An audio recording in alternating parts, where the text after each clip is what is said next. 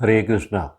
ओम अज्ञानतिमिरान्धस्य ज्ञानाञ्जनशलाकया चक्षुरुन्मीलितं येन तस्मै श्रीगुरुवे नमः। हरे कृष्णा। महाराज परीक्षित अर्जुन के पौत्र और अभिमन्यु के पुत्र थे। संसार सागर से पार करने वाली नौका स्वरूपी भागवत का प्रचार इन्हीं के द्वारा किया गया था।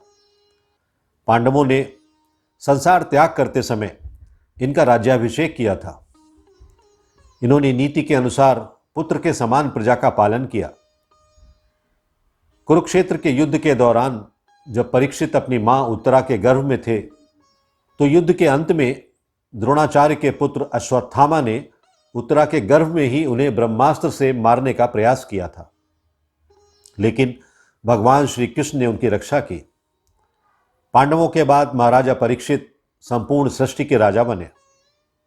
उनके राज्य में प्रजा को कोई समस्या नहीं थी, कोई अपराध नहीं था, गरीबी और भूखमरी नहीं थी, बीमारियां नहीं थी, सब बहुत सुखी थे। राजा परीक्षित ने जब यह सुना कि सेना के द्वारा सुरक्षित उनके साम्राज्य में कलयुग का प्रवेश हो गया है तो इस समाचार से उन्हें बहुत दुख हुआ। लेकिन युद्धवीर परीक्षित युद्ध करने का अवसर आया जानकर बहुत प्रसन्न भी हुए। वो अपनी सेना के साथ दिग्विजय के लिए निकल पड़े।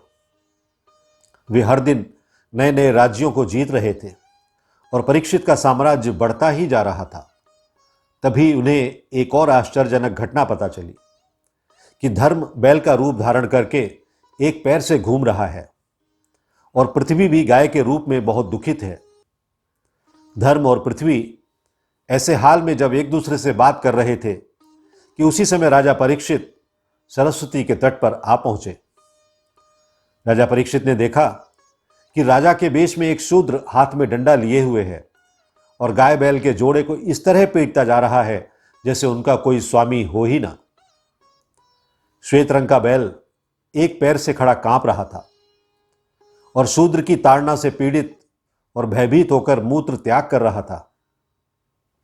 दूध देने वाली गाय बार बार ठोकरें खाकर अत्यंत दीन हो रही थी।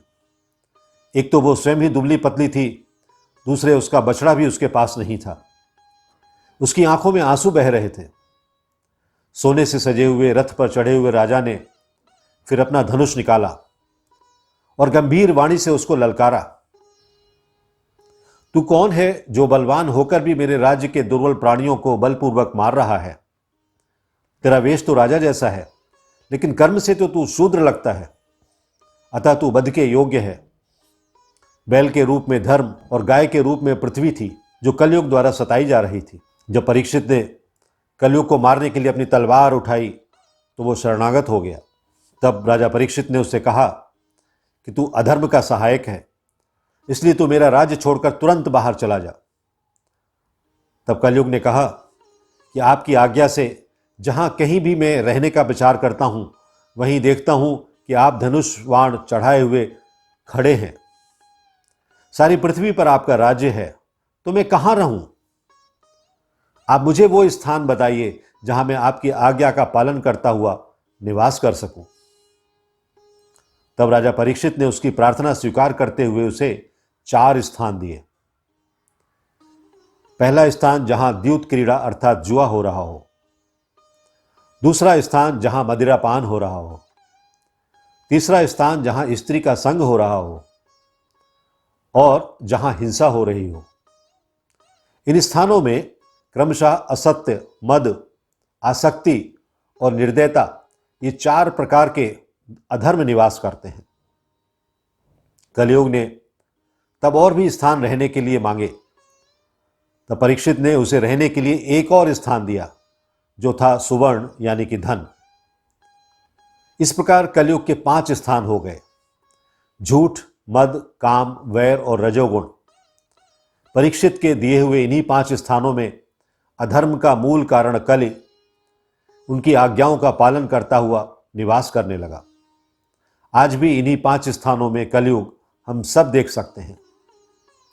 भगवान श्री कृष्ण की कृपा से राजा परीक्षित अपनी माता उत्तरा के गर्भ में अश्वत्थामा के ब्रह्मास्त्र से जल जाने पर भी मरे नहीं थे। जिस समय श्रृंगी के श्राप से डसने के लिए तक्षक आया, उस समय भी वो मृत्यु के भय से भयभीत नहीं हुए। क्योंकि उन्होंने अपना चित्त भगवान श्री कृष्ण के चरणों में समर्पित कर दिया था। उन्होंने सबकी आसक्ति छोड़ दी, अपना राजपाट पुत्र जन्मेजय को सौंपकर गंगा तट पर जाकर श्री सुखदेव जी से उपदेश ग्रहण किया और इस प्रकार भगवान के स्वरूप को जानकर अपने शरीर को त्याग दिया। श्रीमद् भागवतम में यह वर्णन इस प्रकार मिलता है। एक दिन राजा परीक्षित धनुष लेकर वन में शिकार खेलने गए हुए थे। हिरणों के पीछे दौड़ते दौड़ते वो थक गए और उन्हें बड़े जोर की भूख और प्यास लगी। जब कहीं उन्हें कोई जलाशय नहीं मिला, तब वो पास के ही एक ऋषि के आश्रम में घुस गए। उन्होंने देखा कि वहां आंखें बंद करके शांत भाव से एक मुनि आसन पर बैठे हुए हैं। वो शमिक मुनि थे, जो इंद्रिय, प्राण, मन और बुद्धि के निरोध हो जाने से इस संसार के ऊपर उठ गए थे। जागृत, स्वप्न और सुषुप्ति, इन तीनों अवस्थाओं से रहित वे निर्विकार ब्रह्म रूप में स्थित थे। उनका शरीर बिखरी हुई जटाओं से और मृगछाल से ढका हुआ था। राजा परीक्षित ने ऐसी ही अवस्था में उनसे जल मांगा, क्योंकि प्यास से उनका गला सूखा जा रहा था। जब राजा को वहां बैठने के लिए तिनके का आसन भी ना मिला, किसी ने उन्हें भूमि पर भी बैठने को ना कहा, तो आदर सत्कार कहां से मिलता। तब अपने को अपमानित समझकर वे क्रोध से आग बबूला हो गए। वो भूख और प्यास से छटपटा रहे थे, इसलिए अचानक ही उन्हें ब्राह्मण के प्रति ईर्ष्या और क्रोध हो गया। उनके जीवन में इस प्रकार का यह पहला ही अवसर था। वहां से लौटते समय उन्होंने क्रोध के कारण धनुष की नोक से एक मरा हुआ सांप उठाकर ऋषि के गले में डाल दिया और अपनी राजधानी में वापस चले गए। उनके मन में यह बात आई कि इन्होंने जो अपने नेत्र बंद कर रखे हैं, वो क्या वास्तव में इन्होंने अपनी सारी इंद्रियों को वश में कर लिया है? अथवा मेरा राजाओं से क्या प्रयोजन है, मेरा राजाओं से क्या लेना देना है, ये सोचकर झूठ मूठ समाधि का ढोंग रचा रखा है। उन शमिक मुनि का पुत्र श्रृंगी बड़ा तेजस्वी था। वो दूसरे ऋषि कुमारों के साथ पास ही में खेल रहा था। जब उस बालक ने सुना कि राजा ने मेरे पिता के साथ दुर्व्यवहार किया है, तब वो इस प्रकार बोला, नरपति कहलाने वाले लोग कितना अन्याय करने लगे हैं। ब्राह्मणों के दास होकर भी ये दरवाजे पर पहरा देने वाले कुत्ते के समान अपने स्वामी का ही तिरस्कार करते हैं। ब्राह्मणों ने तो क्षत्रियों को द्वारपाल बनाया है। उन्हें द्वार पर रहकर हमारी रक्षा करनी चाहिए, ना कि घर में घुसकर स्वामी के बर्तनों में खाने का उनका कोई अधिकार नहीं है। भगवान श्री कृष्ण के परम धाम लौट जाने पर इन मर्यादा तोड़ने वालों को आज मैं अवश्य दंड दूंगा। अपने साथी बालकों से इस प्रकार कहकर क्रोध से लाल लाल आंखों वाले उस ऋषि कुमार ने कौशिकी नदी के जल से आचमन करके अपनी वाणी रूपी वज्र का प्रयोग किया।